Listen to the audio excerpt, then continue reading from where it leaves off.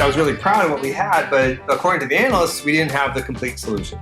And that was kind of an interesting dynamic because, I didn't frankly want to get into the ad business by myself.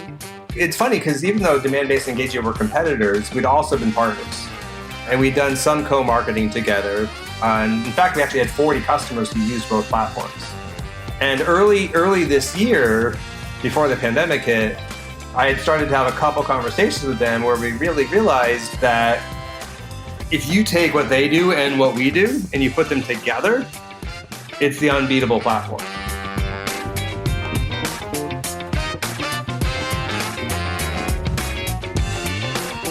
Hi, friends. Welcome to the Sales Enablement Podcast. I'm your host, Andy Paul. Now, that was Jon Miller. Jon's the CPO at Demandbase, and previously, you may know him as the co-founder at Engagio and Marketo. And in this episode, I talk with Jon about his journey and about how he went from being a physics major at Harvard to playing a very significant role in creating two large product categories. First, to talk about how as a co-founder at Marketo, he helped transform marketing automation, and then as a founder of Engagio, how he's helped drive the whole account-based marketing phenomenon. We're also going to dig into what Jon sees will be the next big market opportunity or transformation in marketing and sales. So stick around, you want to check this out. Before we get to Jon, I want to remind you to subscribe to this podcast wherever you listen to it. And if you subscribe, we'd certainly appreciate it if you could also give us your feedback about how we're doing in the form of a review. So thank you. All right, let's jump into it with Jon. Jon Miller, welcome back to the show. Hey, glad to be here. I think it's been almost 4 years since we... No, seriously? Since we last had you on the show. Yeah, 4 years. Seems like, unfortunately, it seems like yesterday. Of course, everything sort of got stretched out, I guess, with the pandemic. But I guess it compressed all the time before that. So, gosh, congratulations on the acquisition. Yeah, well, thank you. Yeah, it's been a whirlwind 2 months since we kind of announced it. I'm really happy with how well things are coming together so far. I'm sure we'll talk a little bit about that. Yeah, we're going to talk about that. So we'll keep people in suspense about if they didn't know what the acquisition we're talking about until just a few minutes down the road. So yeah, you've been at the forefront of sort of creating two categories, significant categories in marketing and sales. Marketing automation, account-based marketing or account-based everything as was the subject of our last talk. So first question is, how does a physics major from Harvard end up in marketing and sales and then creating these two revolutions? Yeah, well, I think the direct connection to physics really just comes from the fact that, marketing is increasingly as much about science as it is about art. And and that's driven by just the massive amounts of data that are available now. And frankly, the increasing number of options of ways that we have to kind of interact with customers and prospects. And so the best marketers today really do balance both sides of that equation. Data for targeting and measurement, as well as creativity for kind of connecting to people's hearts and minds. Mm-hmm. So that's kind of the physics connection. Into marketing. It's funny. I've just always been passionate about trying to find ways to help companies just market better using both data and technology. Mm-hmm. I ended up, pretty soon out of college, I worked at a company that spun off a marketing tech called Exchange, which that went on to be the leading marketing technology of the mid-90s. I kind of leveraged that experience after business school to land a job at a company called Epiphany, which went on to be probably the leading marketing technology of the internet bubble. Oh, yeah. Yeah. I mean, everybody, they sort of, I remember them as Epiphany. Yeah, when they added that dot to the name, that was like $1 billion increase in the valuation back at the time. Was it really? Oh, yeah. Everything was, E dot something or whatever. It's pretty crazy. And then we took the dot away after the internet bubble crashed. Right. Anyway, so Epiphany, we sold, I was Epiphany for a little over 7 years, and we sold that in 2005. And that's when Phil Fernandez and I started Marketo. And we really saw that, there was a big need for technologies like what Epiphany was selling, but that software as a service enabled a new way of delivering it to marketers that was much more aligned with how marketers buy stuff. So Epiphany was on-prem based. Yeah, exactly. And it was like $250,000 minimum to buy the software. And that's not how marketers shop, right? Marketers buy trade shows and AdWords and print runs and things like that. And so software as a service let us sell powerful software in a way that was much more aligned with how marketers buy stuff.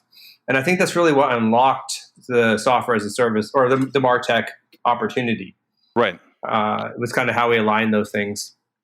Well, that was required sort of a change in behavior, though, on the part of the buyers, right? I mean, so what was sort of the initial reaction among marketing people and when you hit them with Marketo after they've been accustomed to Epiphany and other offerings? I mean, it was exciting. I mean, I think it was the short answer. I mean, the thing that was a little interesting about it was they had gotten used to being able to buy email from kind of more on a subscription basis because there were tools like MailChimp and stuff like that. And so there was definitely a group of customers that saw what they saw in Marketo was, email on steroids. And so there was that, you had that vector, which it wasn't quite as different. I think the other factor you had going on, which is, it's just weird to think about. I mean, what we're talking about is like 2005, 2006. Sure. Marketers were really just beginning to do online lead generation. I mean, Google AdWords really only got started in 2002, right? It was a relatively early problem that marketers were generating these leads, but they were finding, that there was this business disconnect of I'm generating leads. People are clicking on my ads and coming to my website, but they're not yet ready to talk to a salesperson. And that kind of gap between when somebody, would become known to you and when they were ready. I think we did a really good job of helping to kind of really promote the need to do lead nurturing. And that was a key thing that also drove Marketo, people buying Marketo, is like there was a very clear business problem that needed solving. Is to manage that gap between the initial interest and making them sales ready. Exactly. And then there's a pretty clear ROI on doing that well also. Huh. Yeah, I've never heard it phrased that way. That's forcing me to think here. And that seems like a fairly obvious. So moving into that space, what was happening beforehand in terms of what were your customers saying they were experiences? Just sales was calling people too soon and they would just fall off the map altogether. They had no way to keep track of them after the initial sales contact? Yeah, pretty much, right? I mean, you generate a lead. And, most companies, the first thing they do is then a salesperson would call them up. Or not. And the person would say, why are you calling me? I just wanted to read your white paper. And then the salesperson would mark it in the system as like, okay, bad lead. And that would sort of be the end of it. Right. And I mean, it sounds funny, but like that was happening all the time. And then tools like Marketo. I was going to say, just reinforce that stereotype in the minds of sellers that all marketing leads are bad. To a degree. I mean, obviously, 1 in 50 might be okay. So they still call them, right? Or you have some hapless SDR do it. Right. Which is in some ways, even worse. The other thing you had going on at the time was a company called Eloqua. And Eloqua had gotten started about 5 years before Marketo did. And so they were pretty early in being out there kind of trying to preach that there's technology to kind of, automate some of these processes. And I think that's the last thing that sort of helped Marketo kind of unlock was that especially in kind of Silicon Valley venture-backed tech companies, there was a awareness of the need for technology like what Eloqua had. And when Marketo came along with something that was similar but was more affordable and also easier to use, that was pretty exciting to a bunch of people. Well, interesting. I mean, sort of phrase it that way is not just about Eloqua, but also about the role Marketo had, is that it's really this category, this marketing automation category that really enabled this, specialized sales, predictable revenue model that we have? Well, I mean, that's that's a pretty strong statement. But what I do think is that the model today of sort of marketing generates leads, and marketing takes some responsibility for the revenue funnel. Mm-hmm. And then ultimately creates these warm leads that they can then pass on to sales.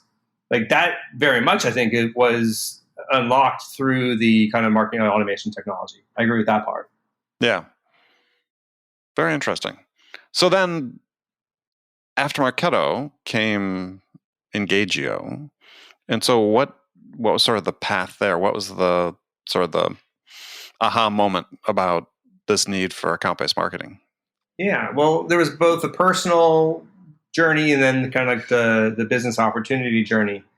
On the personal side, after 9 years at Marketo, it's been a great experience, but the company had gotten big enough, it didn't really feel like my baby anymore. Really? And so I just was craving, honestly, to go back to to that kind of startup and build something from scratch. So I was kind of like, it's time. Let me think about what the right opportunity might be. Well, what was it about that changed, though? I'm sort of really interested in that. Is because I think it's a common entrepreneurial struggle. Is how do you establish and maintain a culture that you want to work in? Well, so you have to remember, I wasn't the CEO of Marketo. I was the original CMO, and then I ended up focusing more on just demand generation. And so almost by definition, as the company grew, the scope of my role got more specialized. Mm-hmm. And that's just inevitable, right? Unless you're the CEO. And so as it got more, there was nothing wrong with it. I enjoyed it, and I spent 9 years. But I was craving. I am a generalist in many ways, and I do like kind of touching lots of different things. And so the kind of that return to the early, very broad scope, move very quickly. Like I just don't know if there's there's no way to kind of hold on to that forever. It's just naturally happens as you grow. Right. So Engagio. Yeah. So I was like, okay, I want to do something, and I wanted to do something in marketing technology. And there were a couple key trends that I had sort of noticed through my time at Marketo.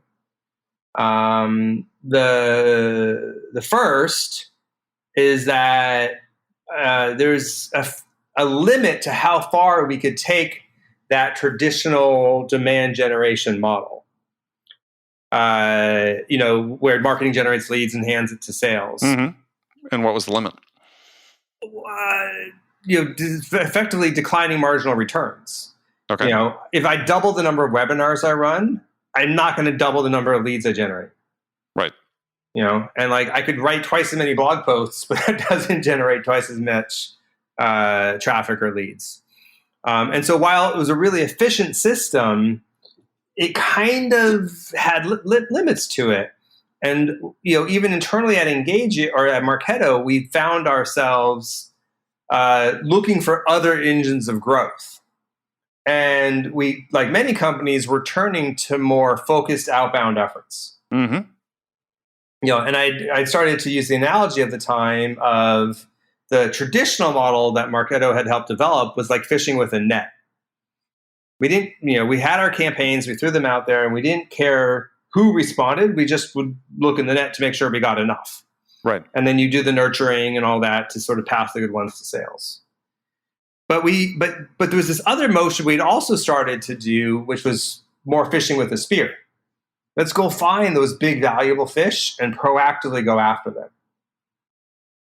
And that worked also.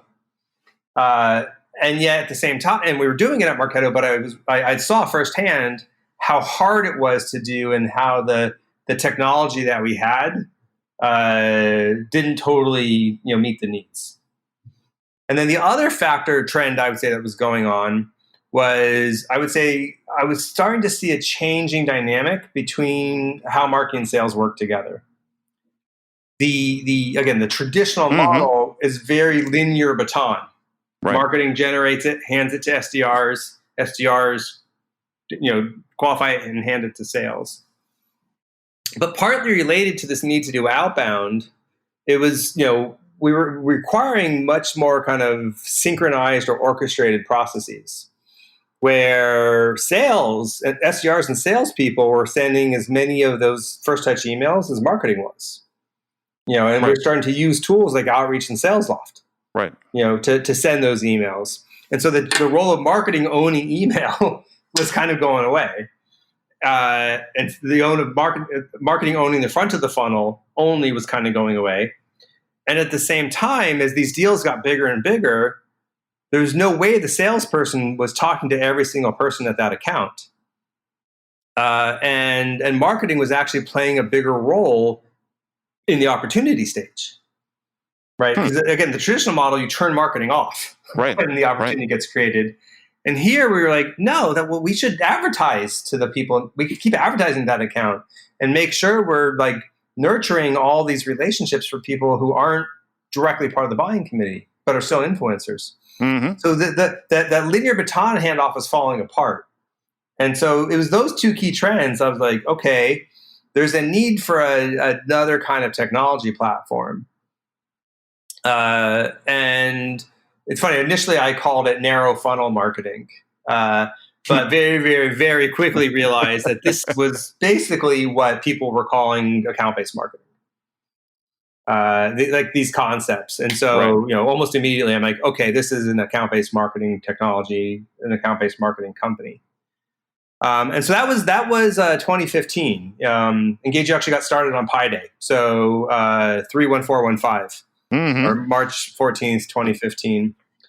And, I think partly because I, with my Marketo experience, had leaned in hard in ABM, I think that helped put more spotlight on the technology, on the concept. Mm-hmm.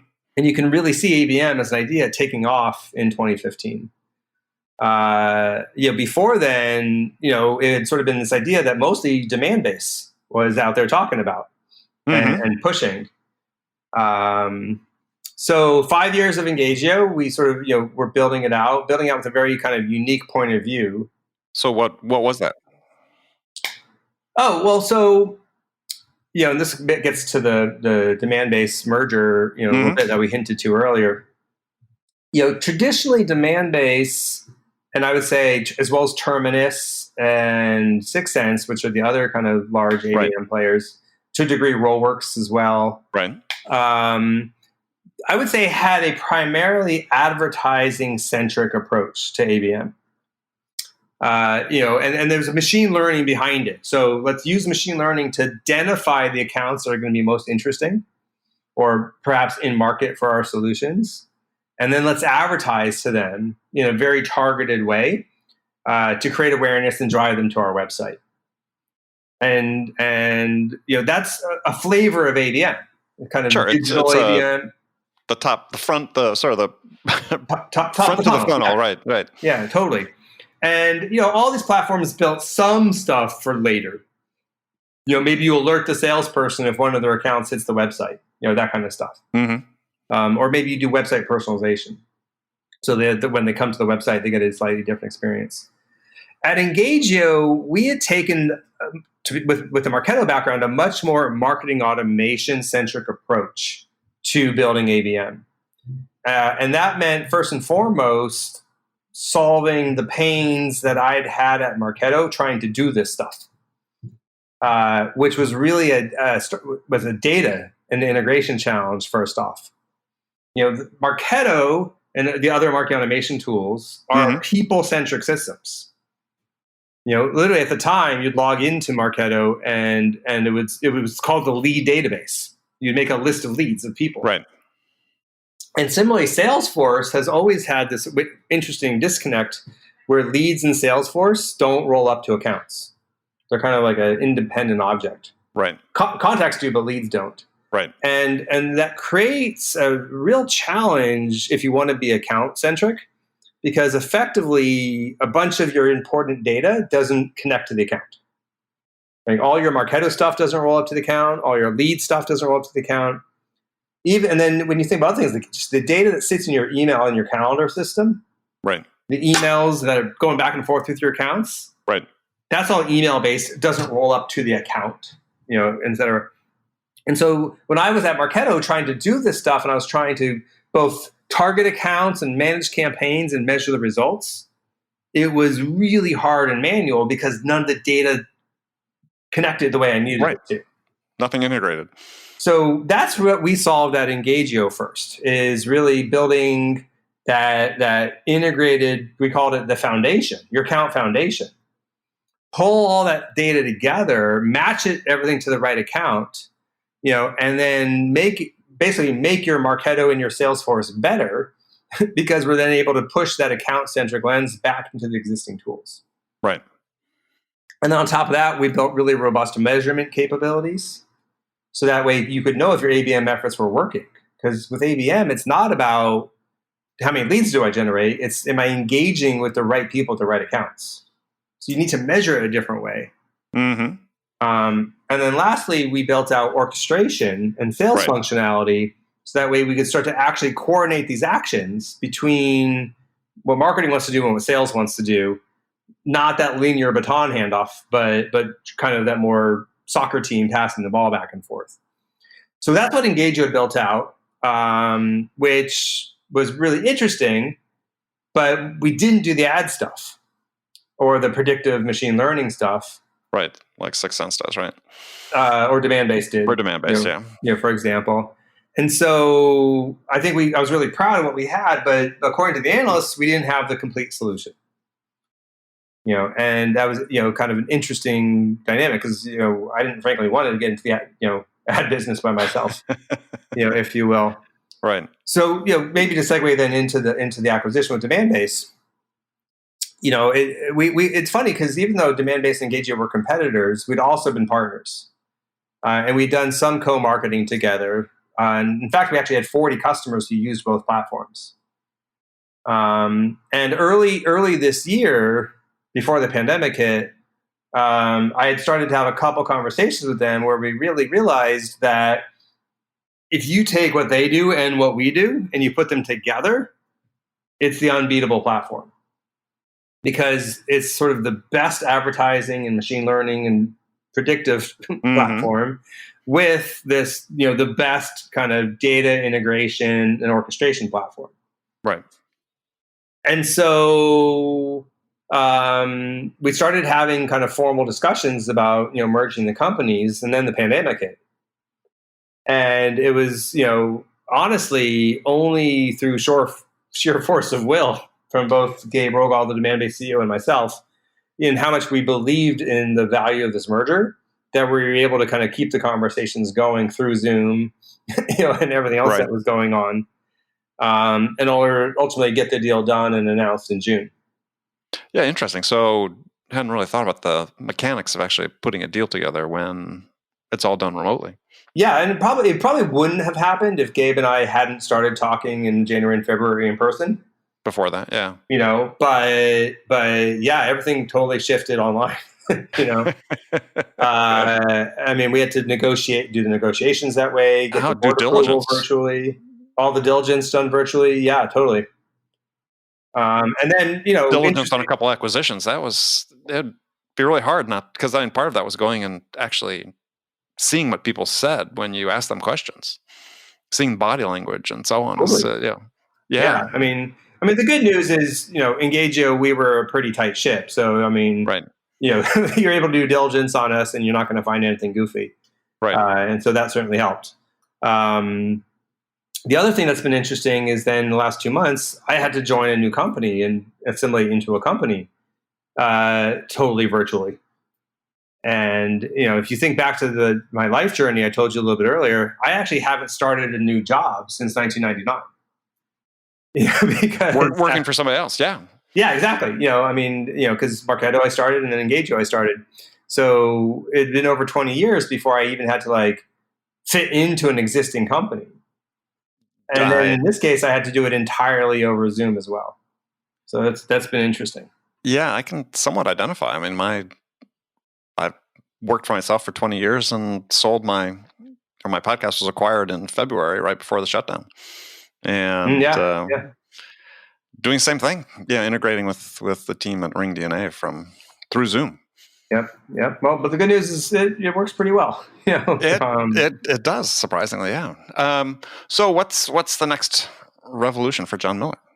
Well, I mean, right now, as I alluded to at the beginning, we are moving like the wind to bring these platforms together. And we're actually going to have the first customers live on the integrated solution in September, which is right now you and I are recording this in mid-August, so any day now. Right. And then we think we'll have the integrated GA, the GA of the integrated solution in Q4. So, what's next for me is bring these things together, and then I really do believe that this will be the dominant ABM platform, and it's fun when you're in a kind of semi-hot emerging category with the best solution. Yeah. And so at least a couple of years of continuing to build and sell and I think ultimately dominate the ABM category. That's what's next. All right. Well, let me phrase the question differently then. So in your mind, as you look out and scan sort of the horizon, is what do you see as the big sort of, I don't call them pain points, but opportunities for evolution? Yeah. Okay. Yeah. Within B2B marketing, B2B sales. Well, I think we've just barely begun to scratch that changing nature between marketing and sales that I alluded to earlier. Kind of that move from a baton pass to a soccer team. Right. Like where there's like so many interesting integrated campaigns you can do when you sort of think about, I want to go after this account. And so I want to open the door by sending a direct mail package, but I want the sales rep to write a customized note that I'm going to insert in the package before it goes. When the package shows up, I need an SDR to reach out in a personalized way. And I'm at the same time, I'm running a personalized ad campaign with personalized content from marketing, supporting that whole initiative. Like that kind of integrated play is incredibly powerful for doing that kind of spear phishing. But Absolutely. Just think about how many moving parts you have to coordinate to kind of make it work. Is there something that's involved with just, rethinking marketing and sales and the whole function behind it? I mean, I was talking to someone a while ago and they were saying, well, you look at it as, basically when you combine those two, you've got two functions. You've got acquire and retain. Yeah. And why don't we align people that way and just forget this whole sales marketing thing? You're either in acquisition or you're in retention. I mean, it's an interesting thought philosophy. I think my personal belief and experience is that it doesn't really work because of the realities of people. For one hand, a phrase I always like to talk about is, sales is from Mars and marketing is from Venus. You kind of need each other, but you end up thinking about the world very, very differently. People get into marketing versus sales with different backgrounds, different experiences, different skill sets, frankly, different views of the world and different motivations. So the first piece is I just think you just have very different functions doing, thinking about the world differently. At Marketo at one point, we tried to having a single revenue department. We actually hired a chief revenue officer who had 6 direct reports. The head of enterprise sales, the head of mid-market sales, the head of EMEA sales, the head of demand generation, the head of corporate communications, and the head of product marketing. So there was no CMO and no head of sales. It was just this one chief revenue officer. And it didn't work great. Is I think I was waiting for the punchline, right? The lesson learned. I mean, I think you need, it's really important to have, I think, a marketing leader and a sales leader. Well, it brings up, it's just an interesting challenge because it's at some point something's going to have to change, and it's like, when do we start the change? I mean, I think that my impression is that, it's just we have a hard time thinking about it because it's always the way it's been, right? And when we think people have these different personalities, but I think that if you rethink the jobs, people's expectations over time change, and they wouldn't necessarily come in with the same mindsets they do today. It's just going to be this period of transition that has to happen. I mean, maybe you're thinking about it more visionary in a more visionary way than I am. I guess I'm a little bit more on the. You do have the. Let me go back to the soccer team analogy, maybe. Yeah, I'm a huge soccer fan. Yeah. So. You've got forwards and you've got fullbacks. Mm-hmm. And those players have slightly different skill sets. And they kind of play different roles, but they can still operate as a single team. And they pass the ball back and forth. Exactly. I think if I used American football, it's an even better analogy, right? Because obviously the wide receivers and the linemen are very different from each other. Well, the trouble with American football, though, is you have offense and defense. Totally, right. The nice thing about soccer is that it plays on both. The same team plays both ways. Yeah, but even just on offense, as I said, linemen and wide receivers, totally different, literally genetics. And you kind of need both on a team, but they have to find a way to work together as a team. So I guess I'm not against a single revenue team per se if you can find the ways to kind of get everything to work. Like we might move it, that I could imagine moving in that direction over time. But it just needs more process, more technology, a lot of things that kind of don't really exist today. So I think, so that's an area of that I'm thinking a lot about kind of as a marketing and sales technology trend. Another more opportunity. Right. I think that... Oh, go ahead. You had a question? Well, yeah, questions for you. I just want to throw this out there. So one thing I spent a lot of time thinking about is this sort of this idea of seller productivity, and I talk about productivity in a conventional productivity sense, as dollars of whatever, dollars of output, or say rate of output, per unit of investment. And in this case, dollars of revenue generated per hour of actual selling time.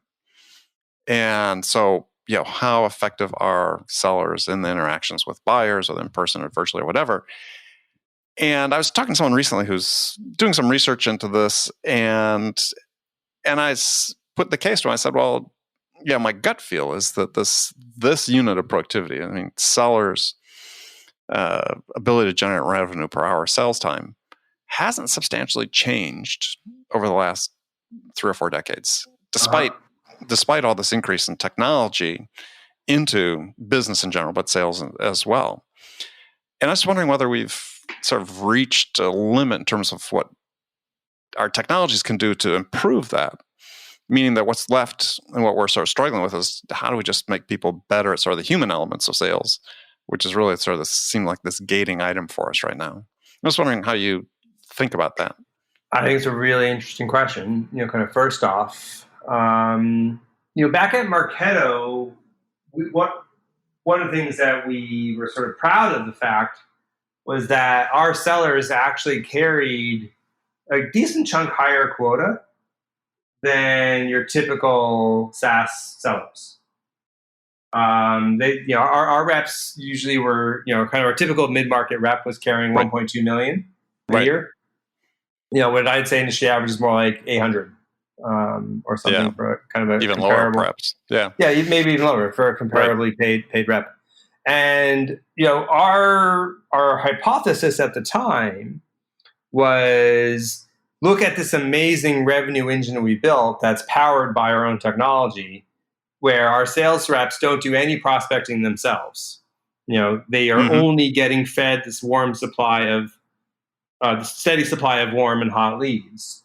And that's what enables them to be so productive that they carry this high quota. I've come to learn over the years that what Marketo actually had was amazing product market fit. And, that amazing product market fit combined with good sales and marketing execution is what enabled us to have such great sales productivity. Exactly. And so, that's just a long way of sort of saying, I kind of agree with your premise, right? That, with the exception of companies that have ridiculous product market fit, we have not seen a step function change in sales productivity. Yeah. Yeah, I mean, I don't have an answer for it. That's why I'm asking the question, because I think if you look at productivity in general, the impact of technology on productivity and the economy in general, is it basically peaked after the introduction of email. Whereas through like sort of the 80s and 90s, productivity growth was growing, 3+% sort of annually. But then after email, it sort of settled into like 1%. And it makes you just think about, okay, well, we've got this huge explosion of technology into sales and marketing in the last 5, 10, 15 years. Are we using it in the right way in order to really impact productivity? Mm-hmm. I don't have the answer. I'm not just throwing it out there. Well, I mean, I think, this gets away from my world, of expertise as well. But, it is interesting that you've seen a rise in so many kind of sales enablement tools, in the last few years. I'm talking about like Seismic and HighSpot and, stuff like that. Right. That people are moving beyond just kind of the, hey, here's what I can do with, better marketing tech, like I've been talking about, to kind of, unlock more of the human side. Right. So yeah, no, I wish I had a little bit more to say besides like your hypothesis is interesting and I want to noodle on it. All right. Well, you'll come back. We'll do it again. It won't be 4 years though.